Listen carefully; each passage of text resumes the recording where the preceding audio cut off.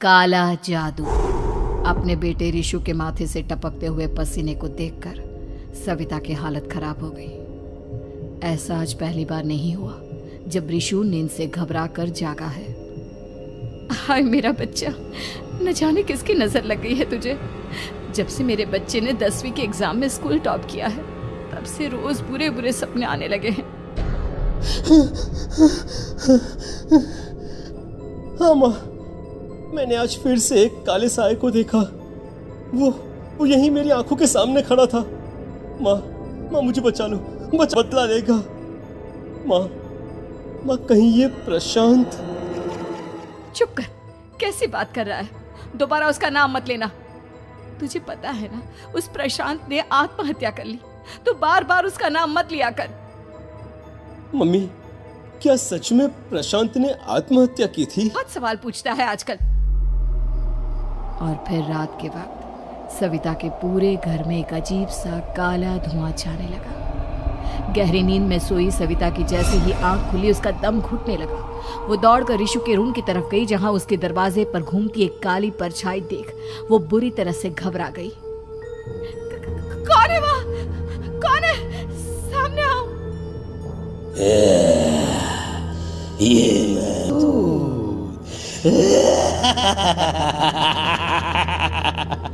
और अब मैं तुम्हारे बेटे को ले जाने आया हूँ। नहीं, मेरे बच्चे को छोड़ दो। में घुस जाती है। सविता भी उसके पीछे पीछे दौड़कर जाती है और देखती है कि अब वो साया साफ नजर आ रहा था। वो सर से पैर तक खून में सना हुआ था और उसके शरीर के सारे अंग कटे फटे। जो बोलोगे मैं करूंगी, लेकिन मेरे रिशु को छोड़ दो। उस परछाई ने रिशु को गर्दन से पकड़कर दीवार के सहारे हवा में उछाल दिया। रिशु जोर जोर से चिल्लाने लगा। माँ बचाओ मुझे, बचा लो माँ, ये मुझे मार डालेगा। माँ मुझे बचा लो माँ। नहीं ऐसा मत करो, मुझे मार दो लेकिन मेरे बच्चे को छोड़ दो। मैं तुम्हारे आगे हाथ जोड़ती हूँ। वो परछाई रिशु को जमीन पर गिरा देती है और अचानक वहां से गायब हो जाती है। रिशु, मेरा बच्चा, तू ठीक तो है ना? कुछ बोल बेटा, क्या हुआ है तुझे?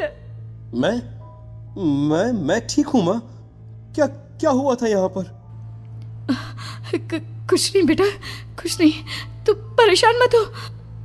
हम कल ही गांव के बाहर जो तांत्रिक महाराज रहते हैं उनके पास चलेंगे।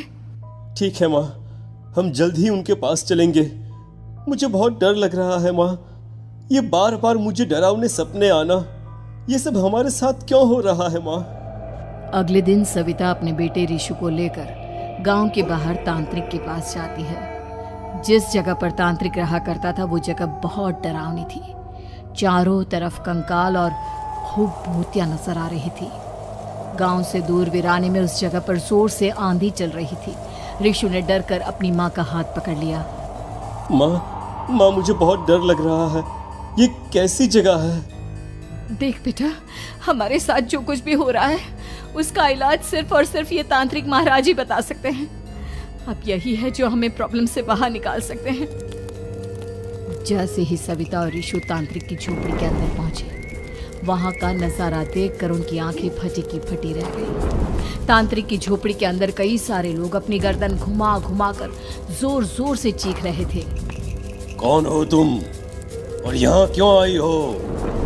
महाराज, मेरे बेटे को कुछ दिनों से एक डरावनी काली परछाई नजर आती है और कल रात उसने मेरे बेटे पर हमला भी कर दिया।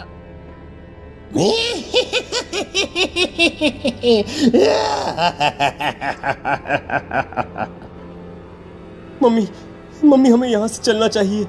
ये जगह मुझे ठीक नहीं लगती। नहीं बेटा, ऐसा नहीं कहते। रुक जाओ, 2 मिनट के लिए रुक जाओ। क्या कहा? काली परछाई? तुम्हारे बेटे पर किसी काली परछाई ने हमला किया? हाँ महाराज, वो कह रही थी कि वो मेरे बेटे को कुछ कर देगी। कोई उपाय बताइए महाराज, मेरे बेटे के साथ कुछ गलत नहीं होना चाहिए। तुमने किसी दूसरे के साथ गलत किया है तो तुम्हारे साथ भी गलत होकर ही रहेगा। तुमने किसी की जान ली है, किसी को मार डाला है तुमने। नहीं महाराज, मैंने ऐसा कुछ नहीं किया। मैंने किसी की जान नहीं ली। मुझे कोई उपाय बताइए। लगता है तुम इतनी आसानी से नहीं मानोगी। मैं तुम्हें अभी उस काली परछाई से मिलवा देता हूँ और वही सारा सच तुम्हारे सामने लेकर आएगा। देखो, क्या यही है वो जिससे तुम कल रात को मिली थी? बताओ मुझे। हाँ, इसने कल रात मेरे बेटे के ऊपर हमला किया था। ये उसी लड़के की भटकती हुई आत्मा है जिसे कुछ दिन पहले तुमने मार डाला था। मम्मी ये महाराज क्या कह रहे हैं? क्या सच में आपने किसी की जान ली है? किसी को मार डाला है? अगर हाँ तो बताइए ना मम्मी, किसको मारा है आपने? किसको? तुम्हारी माँ इतनी आसानी से सच नहीं बताएगी बेटा। इसने एक बच्चे की जान ली है। कहीं उसका नाम प्रशांत तो नहीं महाराज? वो मेरा दोस्त है, मेरा मतलब मेरा पड़ोसी है। सही पहचाना।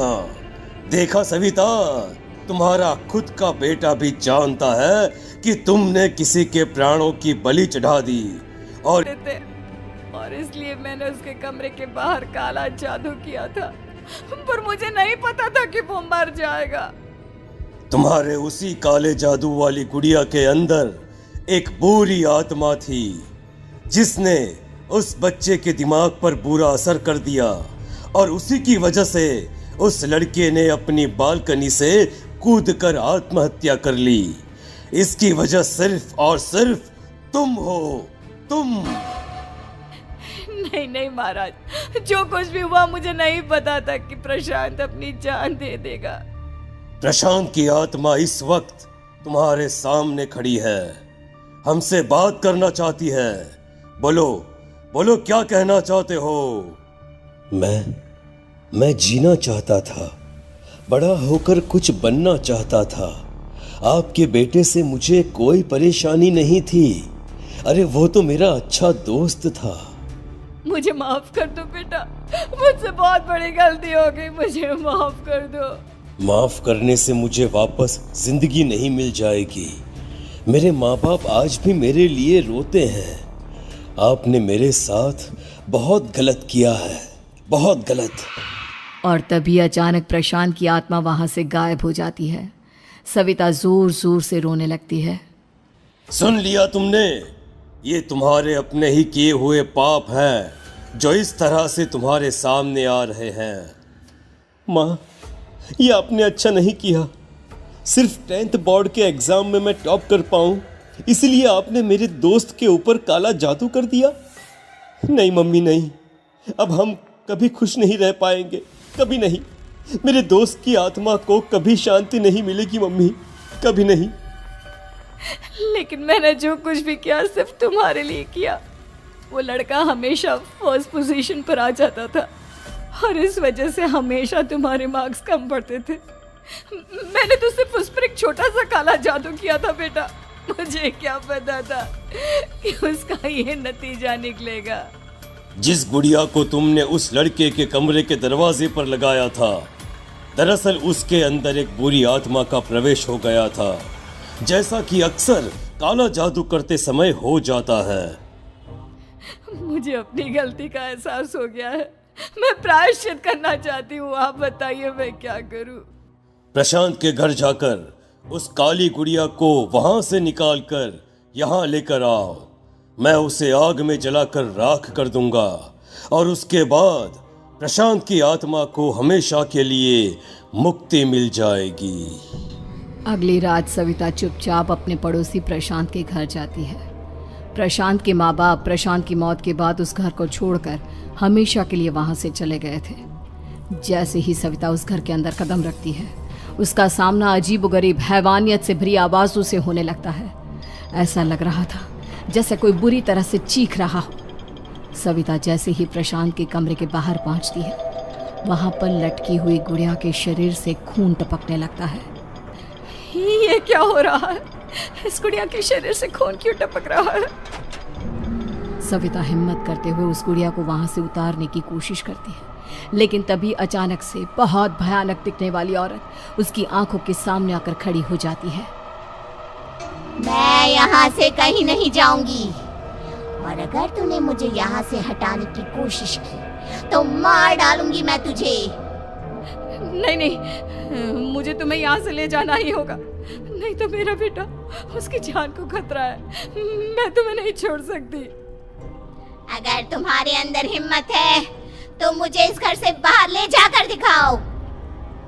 और ऐसा कहकर वो औरत सविता के ऊपर हमला कर देती है और उसे हवा में उछाल उछाल कर जमीन पर पटकती है।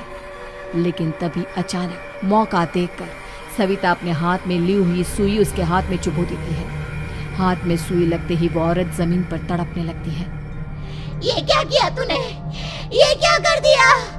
तुझे ऐसा नहीं करना चाहिए था। तांत्रिक ने मुझे कहा था कि तुझसे जीतने का सिर्फ यही एक तरीका है जिससे मैं अपने पापों का प्रायश्चित कर सकती हूँ और अपने बेटे की जान बचा सकती हूँ। और उसके बाद वो डरावनी दिखने वाली औरत एक छोटी सी जादुई गुड़िया में तब्दील हो गई और सविता ने उसे ले जाकर तांत्रिक को दे दिया। तांत्रिक ने जादुई गुड़िया को आग के हवाले कर दिया।